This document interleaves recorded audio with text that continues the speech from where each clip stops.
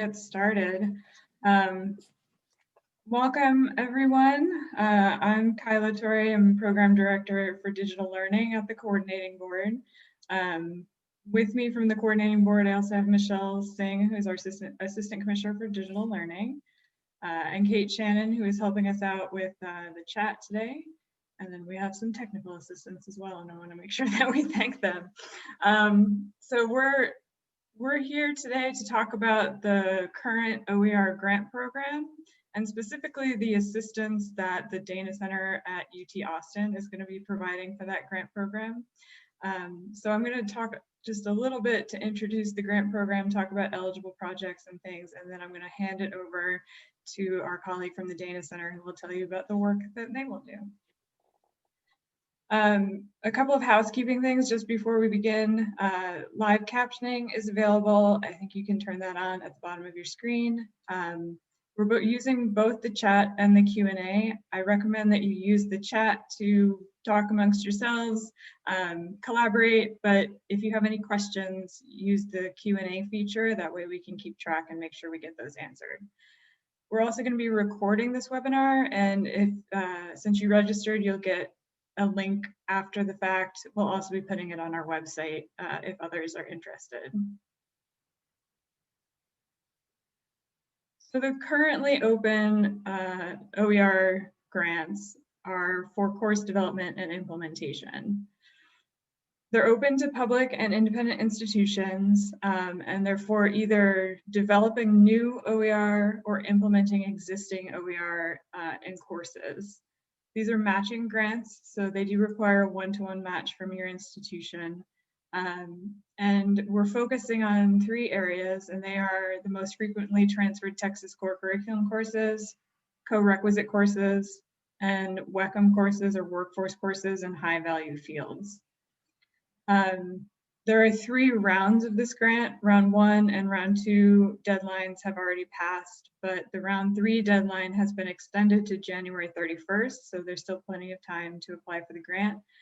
If you're interested, go to the highered.texas.gov/OER gear site that you see here, and I think Kate will put it in the chat for us.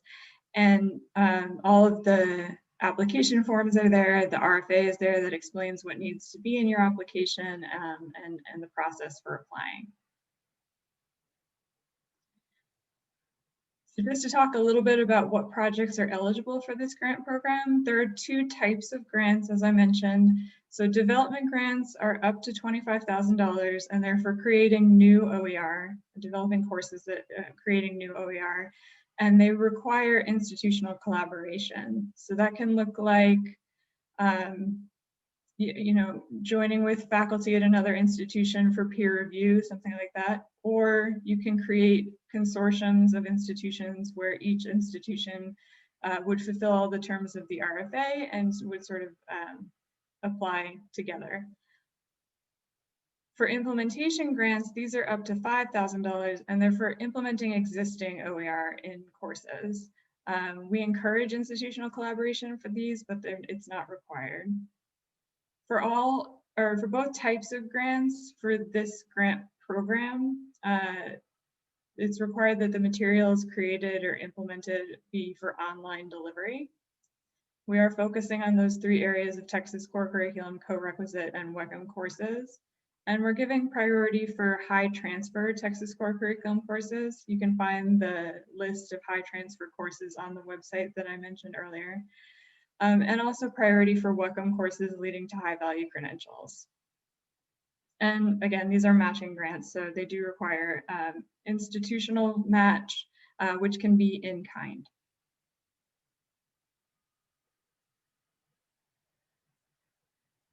Another excellent feature of this grant program, and the reason that we're here today, is that we have some technical assistance partners who are institutions who are joining with us to offer assistance to applicants and awardees as you go through this grant process. So these are OpenStax at Rice University and Dallas College, who we had webinars with yesterday, and those webinars the recordings of those webinars will be available on the website. And today we're talking to the Dana Center at the University of Texas at Austin, and they're going to talk specifically about the technical assistance that they would be able to provide to awardees. So without further ado, I'm going to hand it over to my colleague at the Dana Center. Dr. Connie Richardson is the manager of higher education course programs at the Dana Center, and she's going to talk to you about the technical assistance that they will be able to offer. Hi, everyone. Thank you for coming. I see some familiar names. Apparently, I can't talk today. I'm glad to have you here to talk about creating equitable and effective open access resources and how we can help support that development. You know, we're known in Texas in large part for our Math Pathways work, but we really do a lot of work across disciplines, particularly with faculty and administrators in Math Pathways work, for example, but also working with faculty on course development. If you're not familiar with the Dana Center, I do want to do kind of a quick overview. So Kyla, if you'll go next slide, please. So there's just 4 bullet points here. I'll give you a minute to scan those.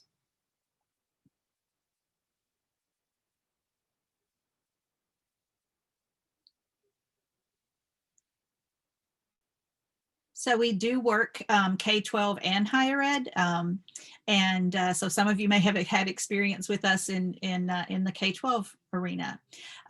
We are about to celebrate our 30th anniversary at University of Texas, helping systems navigate change, basically. We were founded on the premise of equity for all students, and particularly in accessing high quality math and science education. And that work has expanded beyond math and science.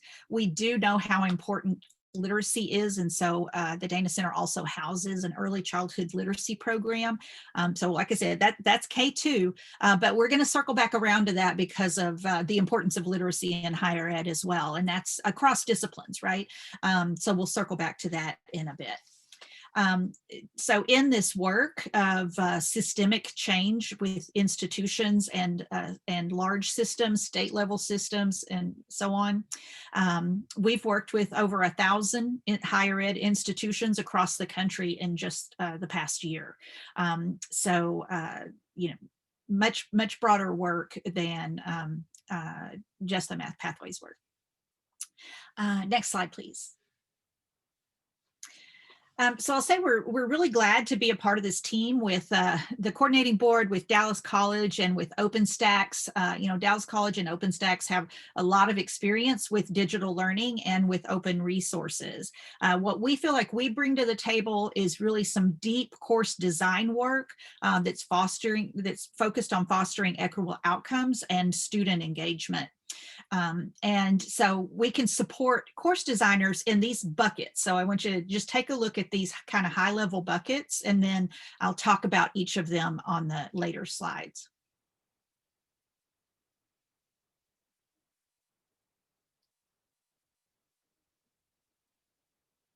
So we can support redesigning content and pedagogy, not just limited to mathematics.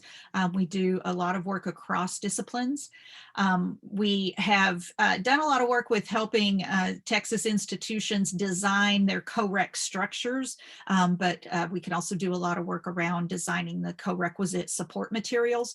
And so as we think about how all of Texas's initiatives around improving student success in the 60 by 30 Texas initiative, you know, supporting students who've been designated as underprepared, accelerating them through the use of co-requisite courses, making sure that they are successful in these entry-level courses that are the focus of this grant. Those are the areas that we love to help with. But also, the point of this is not just for each individual department to create their own materials, but for this to have a lot of uptake across the state, right? We want to scale it where many students across institutions are gaining the benefits of having these open resources developed. And so we really need to make sure that we support any of those future faculty members who pick up your materials and want to use them in the classroom. So helping you think about how do you embed a lot of things into the materials that make it easier for other faculty, particularly thinking about adjunct faculty who don't have those supports across the department. They don't have as much access to that departmental collaboration. So how do we build that into the materials? And then even within your department, or if you're collaborating across departments, how do we build a professional learning community around that course development and have that professional learning community stay viable and vital in the long term? Next slide. So when we think about that first big bucket, course content, I will say there's a lot of overlap between content and pedagogy, but I'm going to try to draw a distinction, just kind of an artificial distinction. When we think about designing course content, then we want to focus on a deep understanding of concepts, making sure that students are, not just memorizing, not just mimicking, but gaining deep understanding. Contextualizing the content. So when we think about contextualizing, we need for it to be relevant and authentic to the students. And that doesn't mean that you have to know everything about your students in order to figure out what context is relevant to them. Those are things that that you can embed that are relevant and authentic for all students, for their professional lives and their personal lives. And by thinking about very carefully what are those contexts, then it just kind of hardwires it into your course. Kyla mentioned that, the purpose of this grant is for online delivery, but what does that look like? Does it, thinking about what if someone is delivering it synchronously in the future? What if they're delivering asynchronously? What if they have a hybrid class? What if, please the day that we're all back face to face when we want to be face to face. So building in tips for the future instructors to help them think about these different delivery modalities. Finally, not just your discipline content, but how do we help students become better learners, particularly in these lower division, high enrollment courses, particularly for students who have been identified as needing some developmental education. Then how can we have both the co-requisites and the entry-level courses help them become better learners? And then how do we support those faculty in implementing the created content and the student support content as well? So those are some of the content areas. I will say, for the supporting students and growing as learners, some of you may be familiar with our Learning Frameworks course that we've had openly available on our website for years, and has been adopted and adapted by a lot of faculty across the state and across the country. So a lot of those ideas can be embedded into your course as well, so that students are getting kind of a coherent and consistent message from across the campus. Next slide, please. But thinking about pedagogy as well, not just content, but pedagogy, embedding equity-minded practices. Again, there are strategies that automatically address equity. They automatically address different cultures and cultural practices. And so those are some things that we can help with. Fostering active engagement in the content that could include, that's not just those contexts that we talked about earlier, but also thinking about tech tools and which tech tool is appropriate for which purpose. Promoting student discourse, and that's verbal discourse, but also reading and writing, and that's across disciplines. I mentioned the literacy program that we have, and that it would circle back around to higher ed here.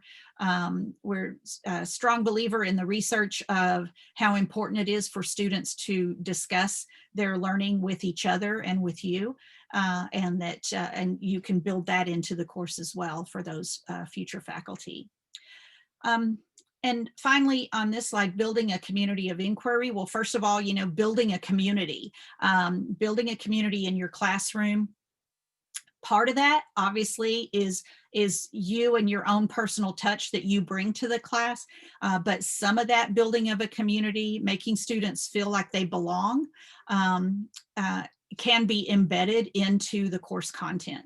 And then once you've got them as a community, then you turn it into a community of academic inquiry. And so those are some strategies we can help with as well. Okay, next slide, please. And I mentioned building a professional learning community, increasing collaboration between departments and within departments. Thinking about how do we connect all of our initiatives, guided pathways, math pathways, tutoring, financial aid. How do we help students have this coherent connection to the campus, to each other, and to supports?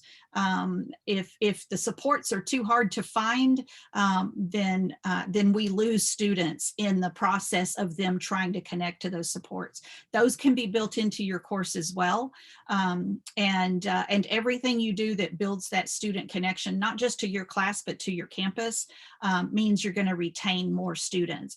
And I think we've seen the adverse impact of that during this pandemic, that a lot of students have sort of disappeared because they either didn't know about supports or could not find the supports. And so building better connections there can help us to retain students. And then if we do that, if we can really transform these high enrollment, lower division courses, we're going to impact thousands and thousands of students, and the campus will become a student-ready college rather than focusing on college-ready students. Let's focus on how we help our campus welcome our students in and help them be successful. And so that that can be this departmental collaboration, and then also within each individual class. So what exactly would our interactions with grant recipients look like? Kyla, if you'll go to the next slide. There's really two different ways that we can work with you. One is that we do have one-on-one supports for institutional or collaborative grantees if you're working across institutions. And so if you want to talk about some of these content issues that I mentioned, if you want to talk about some of the pedagogy or equity-minded strategies, or how do we promote student discourse, any of those things we can work on one-on-one. We also have what's going to be an open call for people to participate in an ongoing professional learning setting. It's called our FOSI series, Focused Online Collaborative Interactions. I think, Kyla, if you go ahead and hit again, I think there'll be an animation there. So that's our FOSI series. It's, I'll give you a minute to kind of scan what a FOSI series is.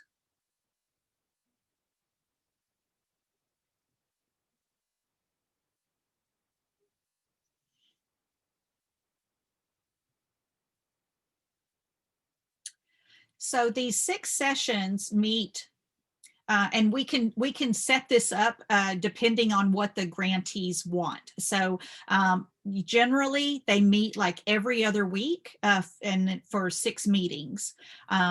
And they're 2 hours long and they're interactive. Okay, so they're a facilitated discussion, and we meet synchronously.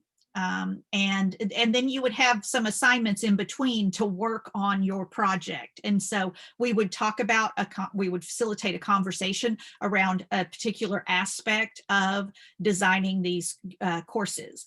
And then you would, implement that in your course, in that in the in-between period between the 2 sessions. And then we would come back, meet on for our next session and discuss what you did, what questions you had. We would move on to a new topic, and then repeat that cycle.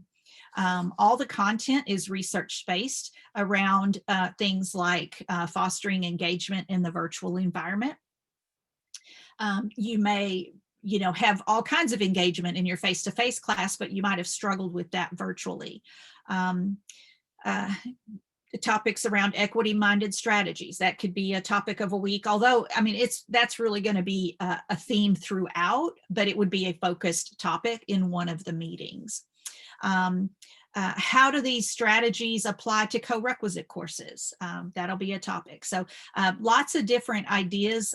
Basically, the ideas that I've discussed previously, those can be in the one-on-one supports. They will also be in this 6th session, where that way you're getting that collaboration with different grantees as well. You're exchanging ideas and you're having the support of these facilitators that are meeting with you regularly.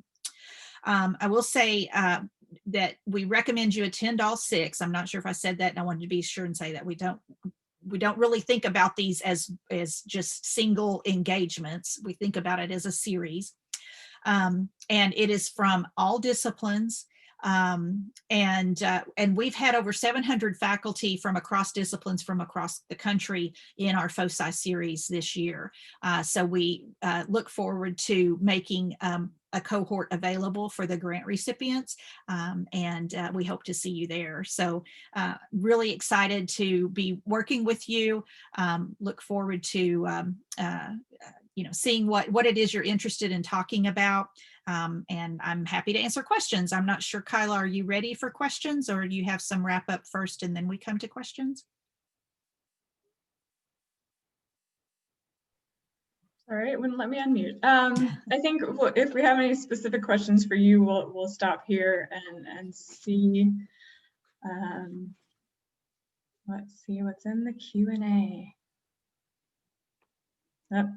In the Q&A is a specific question about the grant, so I'll answer those after we talk about the grant a little bit more. But do we have any questions for Connie right now regarding the assistance that the Dana Center might be able to provide awardees? I'm just going to scan the chat to make sure that I'm not missing anything.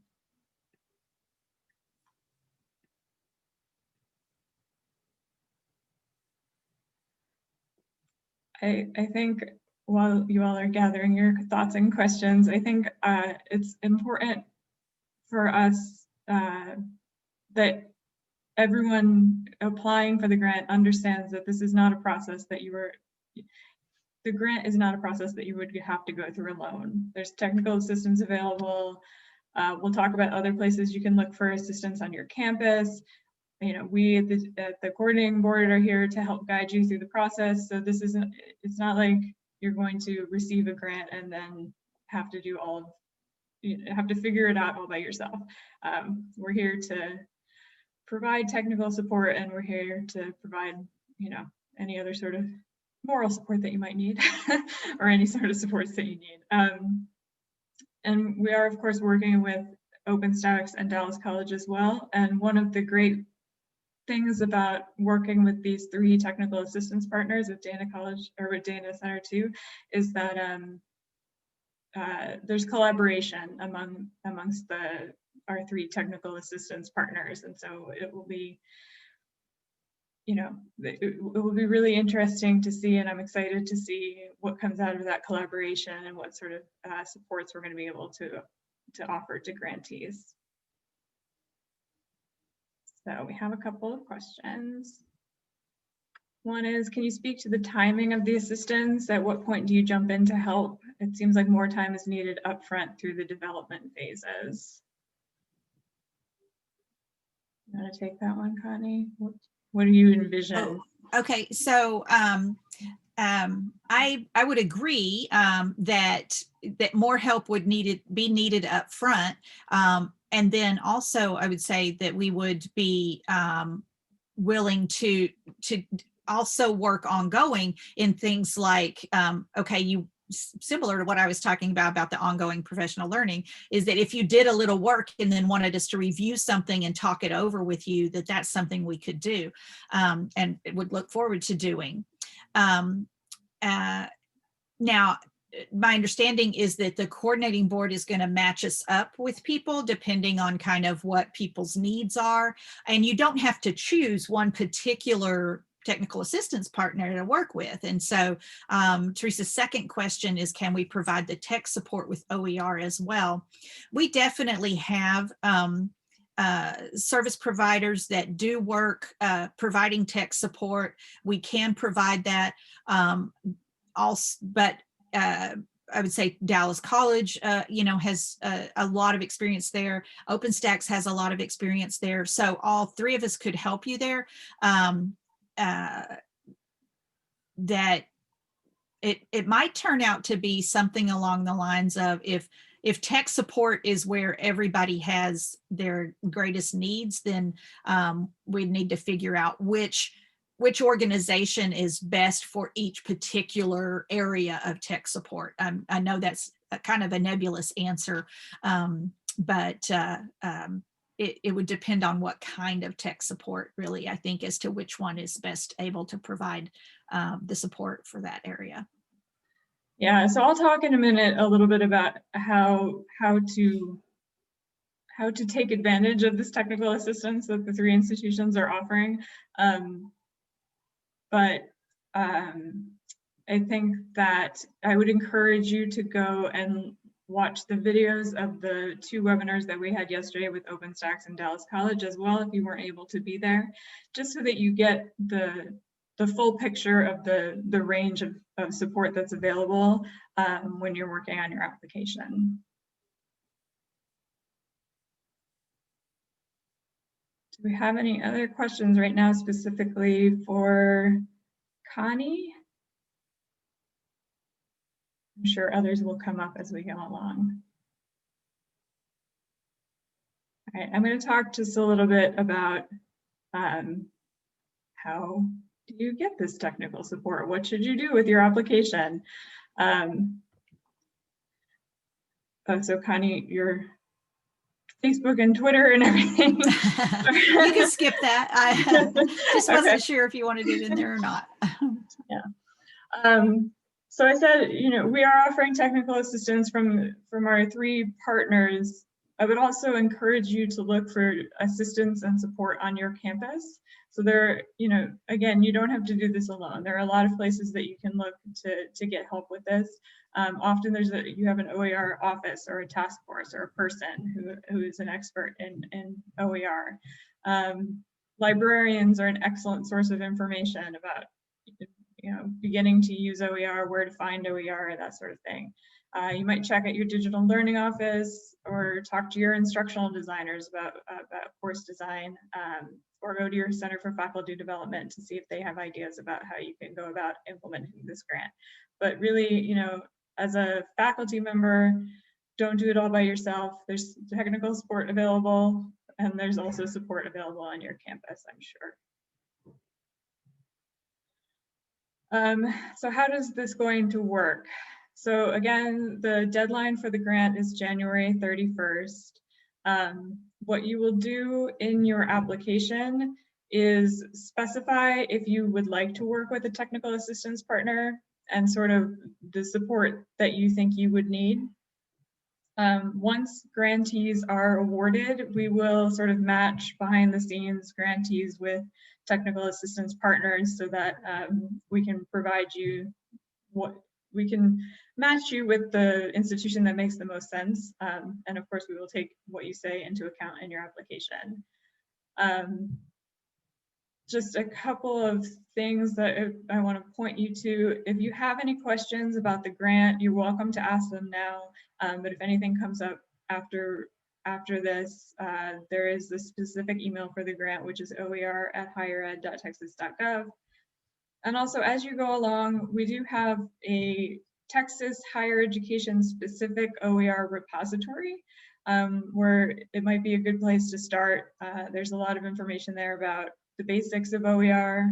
There's a lot of course materials that are OER that you might start with when you're looking for things to implement in your courses.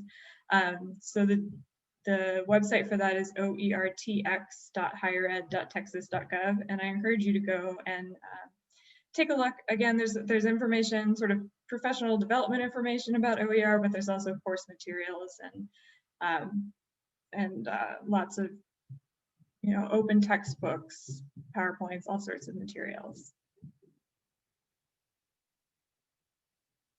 Here is the website again for the grant program, highered.texas.gov/OER gear.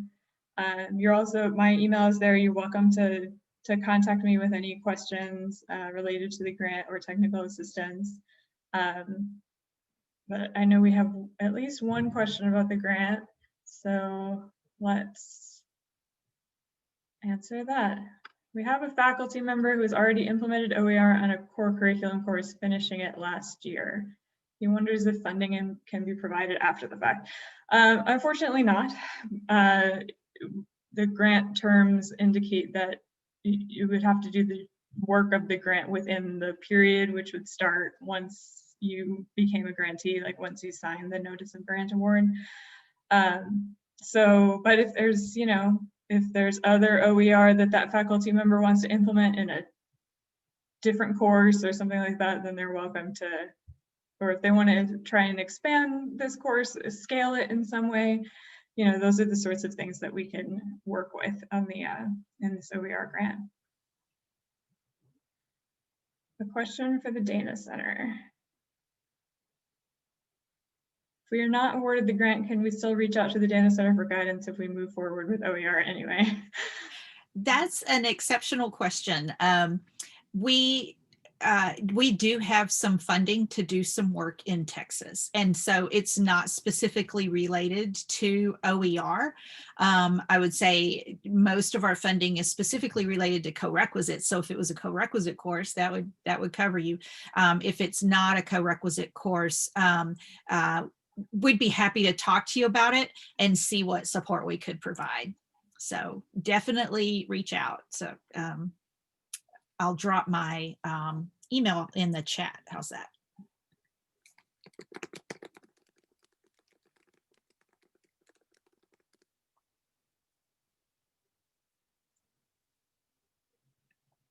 Thank you, Connie.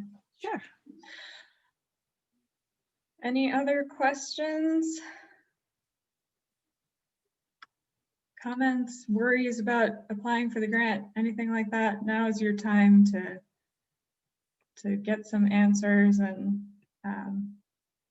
for us to gently encourage you to apply for the grant.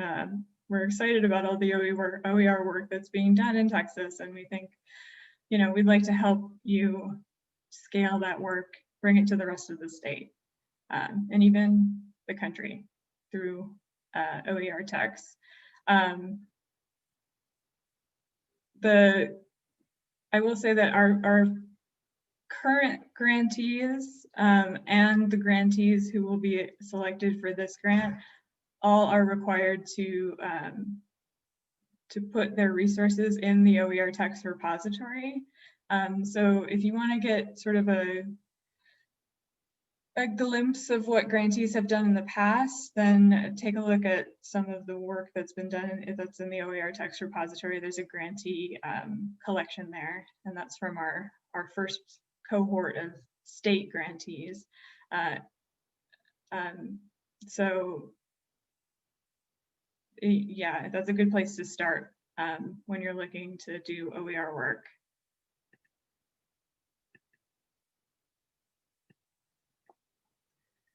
How specific does the matching funds part of the budget need to be? For in-kind donations, do we need to list a staff member's salary, expected percentage of time, etc., or can it be broader?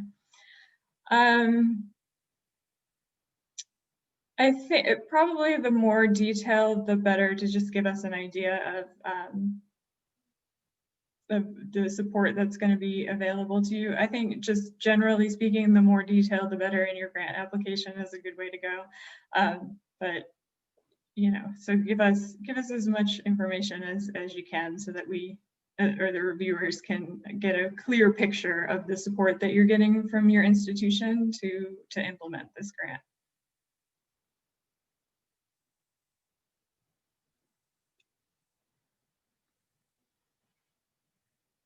And again, the matching part of the grant can be in kind. So, you know, any of the support that you get from instructional designers or librarians or any other office at your institution, that can count towards the in-kind contribution.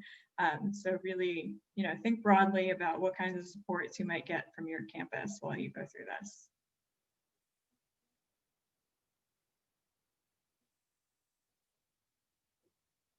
Are there other questions?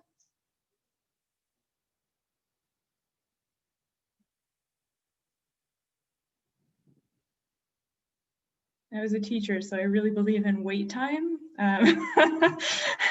Believe in giving you some time to think, but we do have one. Can we request funds to pay instructional designers? Yes, that's not, yes. For the grant, part of the funding that you receive could be to work with instructional designers, yes.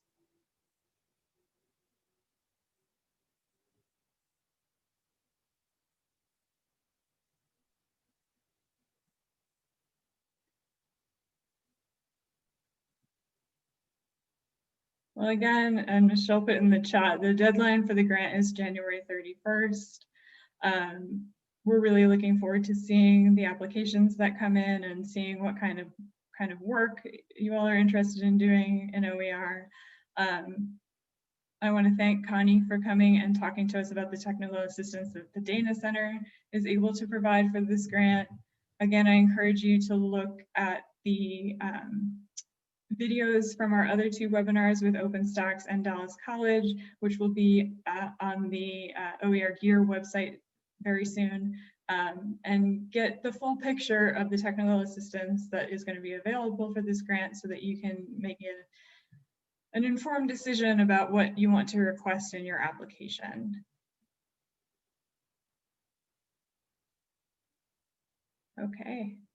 I'm going to ask Kate if she'll put the grant website and the grant email in one more time so that you all have that in the chat. But if there aren't any more questions, we can give you all some time back. I know that this is a busy time of year for everyone, so we won't keep you any longer than necessary.